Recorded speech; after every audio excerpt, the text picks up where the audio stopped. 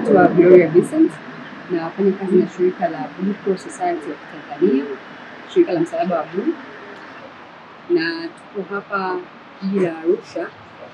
Tumejikita zaidi katika kutoa elimu kwenye jamii juu ya madhara yanayotokana na matumizi ya dawa za kulevya, pombe na tumbaku.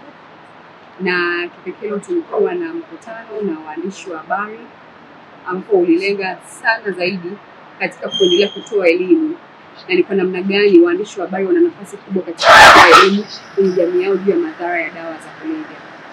Na tumeona kwa kiasi kikubwa kwamba bado elimu haitoshi kwenye jamii zetu. Kwa sisi shirika pamoja na waandishi wa habari tukiendelea kupambana kwenye kampeni mbalimbali na kutoa elimu, basi tunaamini ya kwamba tutaweza kusaidia swala zima la madhara ya dawa za kulevya yakapungua katika jamii yetu. Lakini zaidi sana tumeona takwimu ni chache. Kwa hiyo waandishi wa habari pamoja na mashirika na tangia tumeanza kutoa elimu hii kwenye jamii, tumeona matokeo makubwa sana.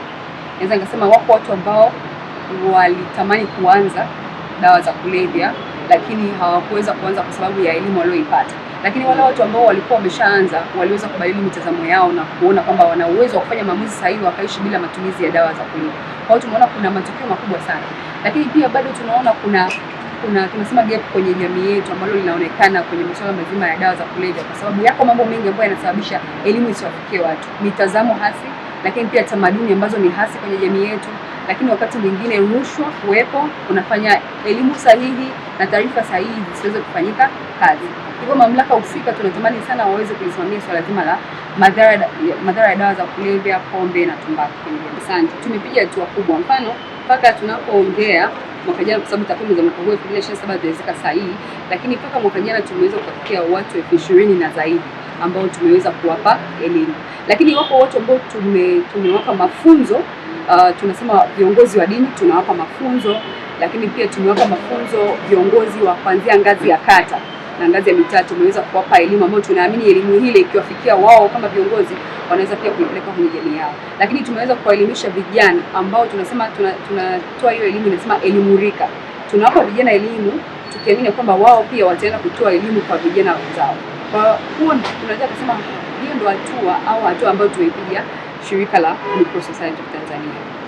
Siraji Mvungi ni mwandishi wa habari wa ITV na Radio 1. Tunashukuru wadau ambao wameona umuhimu wa kutaka kushirikiana na sisi katika kuendeleza vita hivi vya kuhakikisha kwamba jamii inaepukana na madawa ya kulevya ama ulevi wa kupindukia kwa ujumla wake. Lakini pia pamoja na wadau hawa kuona umuhimu wa elimu hii, pia na sisi tulikuwa tunaomba kwamba waendelee kuangalia namna ambavyo na wao wanaweza wakaongeza nguvu zaidi kuelekeza katika kuondoa vile viashiria ama vile sababu ambazo zinawafanya watu wengi zaidi kuweza kuingia katika matumizi ya madawa ya kulevya ama ulevi wa kupindukia, kwa sababu kuna sababu nyingi ambazo ukimwona mtu ambaye amelewa bila kujua amelewa pombe ama amelewa madawa ya kulevya, kwa vyote vile kuna mahali ameanzia. Lakini pia kunaweza kuwa kuna sababu zinaweza zikawa za kwake binafsi, lakini sababu zinaweza zikawa zimetokana na mazingira, sababu zinaweza zikawa zimetokana na malezi, lakini pia sababu zinaweza zikawa zimetokana na usimamizi wa sheria, kwa sababu nchi yetu inaongozwa kwa miongozo ya sheria na taratibu ambazo kila mmoja anapaswa kuzifuata. Lakini pia kuna mamlaka ambazo zimekuwa zikisimamia sheria hizi. Tunaona jinsi ambavyo ziko ambazo zinajitahidi kwa kadiri ambavyo watu wote tunaona, lakini pia ziko ambazo unaona kabisa kwamba ukiona tatizo fulani unajua kabisa kwamba kuna mahali kuna kosa ama kuna mahali ambapo kuna mamlaka ambayo haijatimiza wajibu wake. Yangu naitwa Shura Mohamed, ni mwandishi wa habari kutoka Radio 5 Arusha. Kwanza tunashukuru shirika la Blue Cross kwa kuweza kutupatia elimu kuhusiana na